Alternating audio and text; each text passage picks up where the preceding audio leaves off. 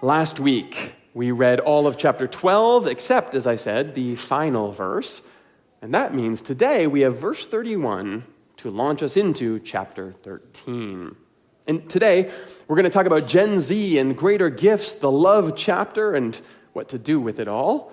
First, though, 1 Corinthians 13. That may twig a bit of a memory for you. Love is patient, love is kind, it does not envy, it does not boast, love protects always, trusts always, always hopes, always perseveres. If you're anything like me and you've been at a wedding or two, these are words that you may have heard before. Now, full disclosure here. We are almost 10 years into Commons Church, and I have done hundreds upon hundreds and hundreds of sermons in that time. I have officiated close to 100 weddings in this church at that time. And I have never, as far as I can tell, because I looked through my notes, read those words from this stage in that time ever. It just hasn't happened yet. Now, some of that is in my control. I have some say in how our teaching outlines unfold each year. But generally, in a wedding, I take my cues from the couple. And I will work with whatever verses you want me to read, and yet none of you have ever asked me to read those words at your wedding. I think I have a theory for why.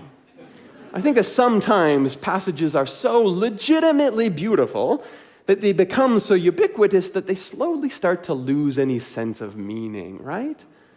And I think that's at least part of what's happened here to this quote-unquote love chapter in 1 Corinthians. I mean, this stuff is solid. It's just like it's too common for our own good.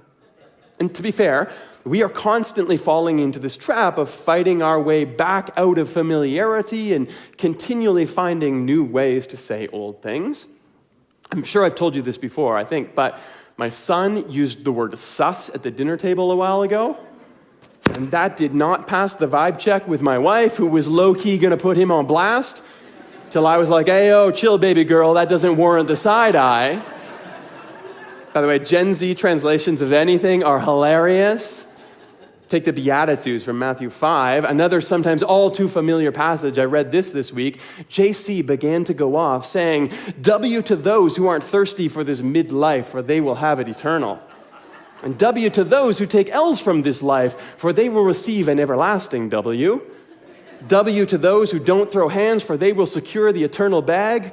W to those who want help passing God's vibe check, for he will say, bet. W to those who don't cancel others, for they will not be canceled by the top G. W to those whose spiritual fit is immaculate, for their hearts will be cuffed by God. W to those who turn ops into bros, for they will be called CEOs of peace. W to those who catch hands for being valid, for they will not be left on red by God. And finally, W to you, when the ops be capping so very hard and they do you so very dirty because you are my fam, trust you have crushed it and have secured the eternal W. Now, if you have no idea what any of that means, then go and read Matthew 5, verses 3 to 10. It's actually a pretty solid translation, no cap. But this is legit part of our problem here in 1 Corinthians, I think. Not so much uncovering some deep context like last week, but certainly digging through some of our own bias and properly seeing what we have skimmed over probably one too many times before. And so here we go. After 10 years and hundreds of weddings, it's finally Paul on love. But as I said, we actually need to start by pulling back to one verse from the last chapter. Because Paul does his run on gifts, and he ties them into our lived experiences, human beings. He says that everything you bring with you into community, what is unique about you, including your personal story, all of that is necessary here because rank is an outdated concept in Christ. But then he says this, now eagerly desire the greater gifts, and yet I will show you the most excellent way. And this is a verse that commentators have struggled with for a very long time. Like, what does that mean in the context of a chapter where Paul has just systematically broken down all our attempts to enforce hierarchy within Christian community? That he now switches to talking about the quote-unquote greater gifts. It seems just a little bit out of place. And there's a number of different ways that scholars have wrestled with this. And the first is to take this translation at face value.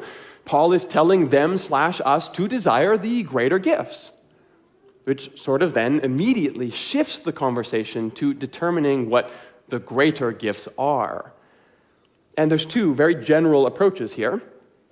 Both assume that the list preceding this in verses 27 to 30 gives us an answer. Approach A says the list is ascending. Therefore, the greatest gifts are at the end. Therefore, tongues being last is the greatest gift. Desire that. And some Pentecostal groups take this approach and they argue that, well, speaking in tongues is available to everyone, and that is precisely what makes it the greater gift we all experience together. The other approach is to assume that the list is descending.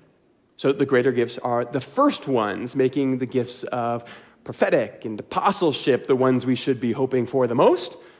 I think of this as sort of a leadership approach. Everyone is essential, but those who are leading and guiding should be honored special. I'm going to be honest here. That seems like way too simplistic a way to think about this, and honestly entirely out of sync with everything Paul has been saying. Besides, you are basically just left deciding which ones you want to be the greater gift, ascending, descending, front or back, first to last. You're not really understanding Paul's intent any deeper. Now, granted, Paul does say this, that those parts of the body that seem to be weaker are indispensable, and the parts we think of as less honorable should be treated with special honor.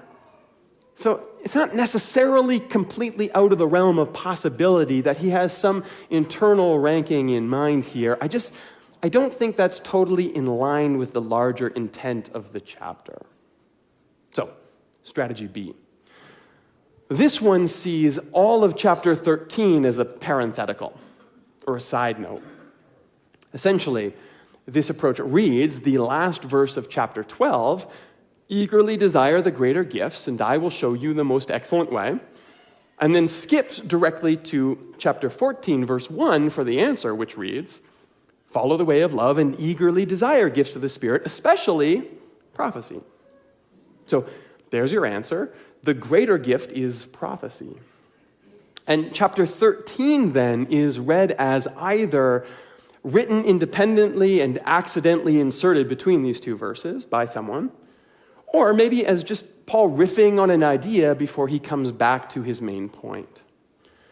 Now, remember, Paul's letters were dictated. Somebody was writing them out as he talked. So it's not entirely unreasonable to think that Paul might have just wandered off into a new thought before he got back to his main train.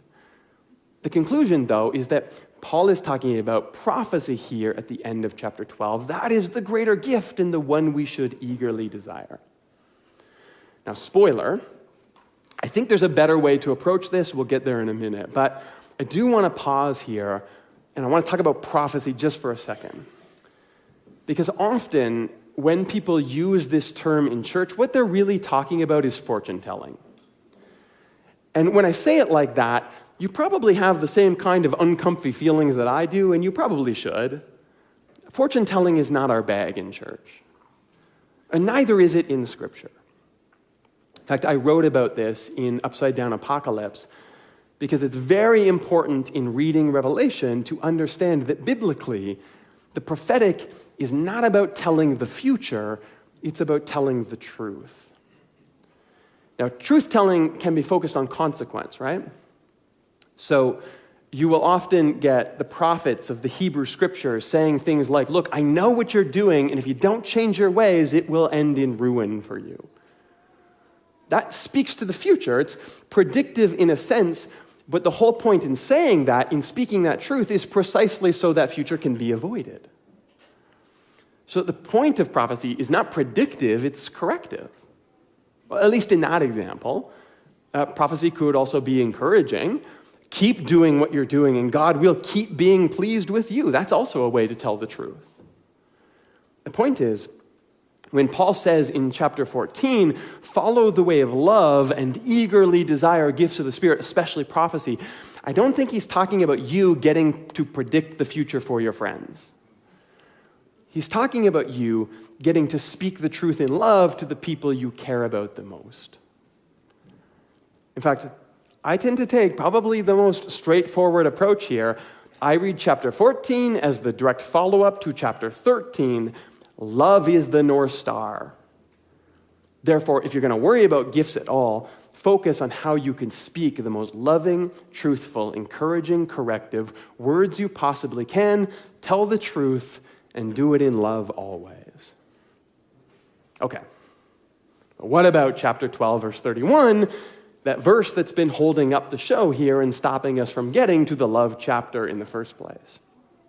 Well, the third approach here is to recognize that the verb translated eagerly desire, zelo in Greek, or zealously, just so happens to look exactly the same in both the imperative and the indicative mood of Greek.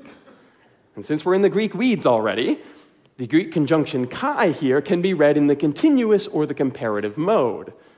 And all that means is the verse could be read, now eagerly desire the comparative gifts, and I will show you the most excellent way. Or it could be read, you desire the greater gifts, but I will show you a more excellent way. Both of those sentences look the same in Greek. You have to decide what fits best based on the context. And for me, coming from the context of chapter 12, where Paul has gone out of his way to say that no one is higher than anyone else in Christian community. There is no hierarchy here, not based on gifts, not based on economics, not based on ethnicity. This thing we call church is based on a Trinitarian imagination of continuous gift and reception in stark contrast to absolutely everything else around us. I think the best way to read the last verse of chapter 12 is a corrective. You have zealously, maybe even jealously desired the greater gifts, but now I will offer you something better. And I think that makes chapter 13 suddenly a lot more interesting. Not just a side note or a parenthetical, but now no longer some quaint words for the back of your wedding invites, now a pointed and powerful correction to some of our most deeply ingrained instincts as human beings. A pushback against this constant want to create our identity over and against what someone else brings to the table. Paul says, I do not want you to be uninformed about your gifts. They are good and they are sacred. And yet you keep coming back to this idea of hierarchy. So let's try another approach here. Let me come at it another way. Let's talk about what all of this is really pointed at, and this is what he says. If I speak in the tongues of men or of angels, but I do not have love, I am only a resounding gong, a clanging cymbal. If I have the gift of prophecy and can fathom all mysteries and all knowledge, if I have faith that can move mountains but do not have love, I am nothing. Note, I might even suggest here that if you can do all that really and you don't have love, you're not nothing, you're a net negative. But let's let Paul cook. Verse 3, if I give all I possess to the poor, I give my body over to hardship that I may boast, but I do not have love, I gain nothing. Because love is patient, love is kind, it does not envy, it does not boast, it is not proud. It does not dishonor others, it is not self-seeking, it is not easily angered, it helps no record of wrong. Love does not delight in evil, but rejoices with the truth. It always protects, always trusts, always hopes, always perseveres. Love never fails. Now, where there are prophecies, they will cease, and where there are tongues, they will be stilled. Where there is knowledge, it will pass away. Because we know only in part, and we prophesy in part. But when completeness comes, what is in part disappears completely. When I was a child, I talked like a child. I thought like a child. I reasoned like a child. But when I grew up, I put the ways of childhood behind me. In the same way, today we see only as a reflection in a mirror, but someday we will see face to face. And today I know only in part, but someday I will know as fully as I am known by God.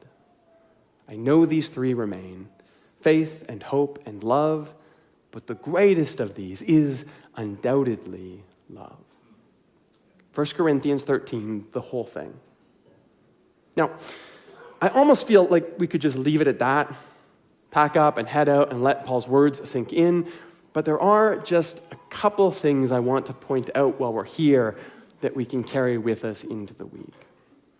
And first, I want to go back to where I couldn't help but throwing in a quick comment earlier, this idea that Paul starts with, that whatever you bring with you to community, however good and true and beautiful it could be, if it's not grounded in love, it's not that.